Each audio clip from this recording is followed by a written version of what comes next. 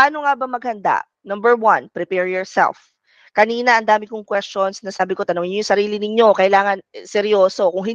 Kung hindi pa nagsisink in sa inyo yung mga questions ko, balikan niyo sa recording. Number 2, may equipment ka na ba? And number 3, you have to continuously learn and earn. Quick question before we proceed. Sino dito yung natututo ng pinapanood yung ginagawa ng iba? YouTube, free videos online. Ang tawag sa learning style ninyo is visual. As a visual learner, you'd often look for an inspiration, watch their videos, consume their contents, and then saka nyo palang maiisip na, okay, so ganito pala yung atake pag ganito yung strat. You tend to learn by viewing and watching. Nagkakaroon ng conflict kasi sometimes people think na visual sila, pero sino dito eto yung next question ko, sino dito yung lumaki sa bungangerang nanay, bungangerang tiyahin, lola, ano pa ba, bungangerang kapitbahay, kung sino pa man. Yung alam mo alam mo sa sarili mo na yung childhood mo is paulit-ulit yung ano mo, yung approach, yung pag-absorb mo ng info.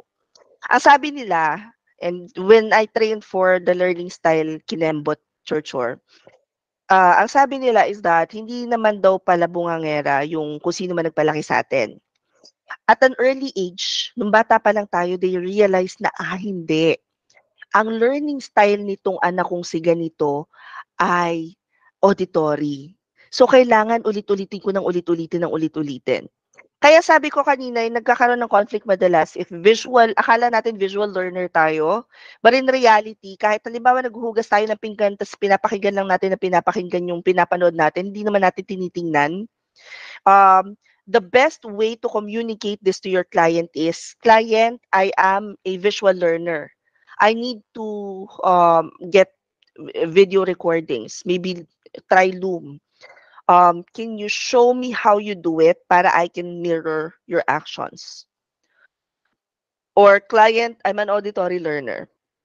Kapag mag-iiwan ka sa akin ng task, baka pwedeng iwan mo na lang voice message.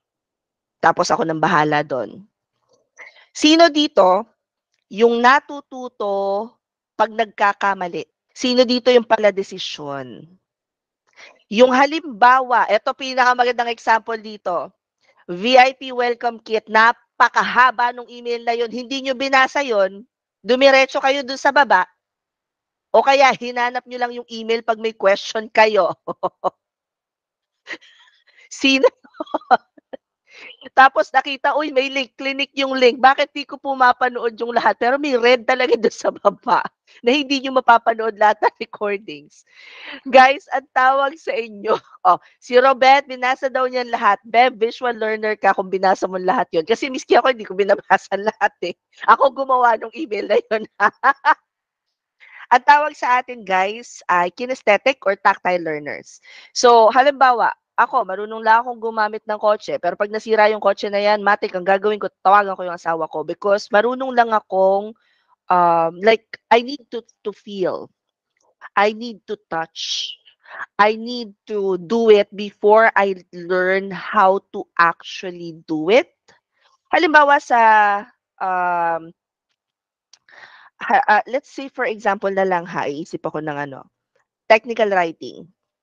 Ang mahirap sa akin, kaya hindi rin ako tumagal sa SEO technical writing, is because you have to read a lot of stuff, adopt what you have learned so far from the articles that you've read. Pagkatapos hihimay-himayin mo yun, wala akong pasensya dun. I just can't. It's just not me. And it doesn't hurt to tell your clients na, client, eto yung learning style ko because this is the only way na makukuha ko kaagad yung tinuturo mo. So, it's best na i-mention nyo kaagad sa kanila kung ano yung learning style ninyo. If you haven't taken the learning style test yet, eto gagawin ko namang homework to. But here's the link. I-save nyo na rin lang. Pwede bang combination ng 3? Hindi, promise. Isa lang dyan. Guys, yung mga homeworks natin later on, kailangan, please make sure na when you answer them, huwag nyong i-overthink. Kasi meron din tayong personality test na iti-take mamaya. But do not overthink because pagkwari sa personality test, there's a tendency for people na nagsasagot ng mga ganitong questions na ang ilalagay nilang sagot is yung sa tingin nila ay tama. Hindi na nila sinasagot kung ano yung talagang ginagawa nila. Halimbawa, ikaw ba ay friendly na tao o ikaw ba ay walang pakialam sa paligid mo? Siyempre, obviously, pipiliin mo yung medyo pabait ka, di ba? Kwento mo yan, dapat bida ka dyan.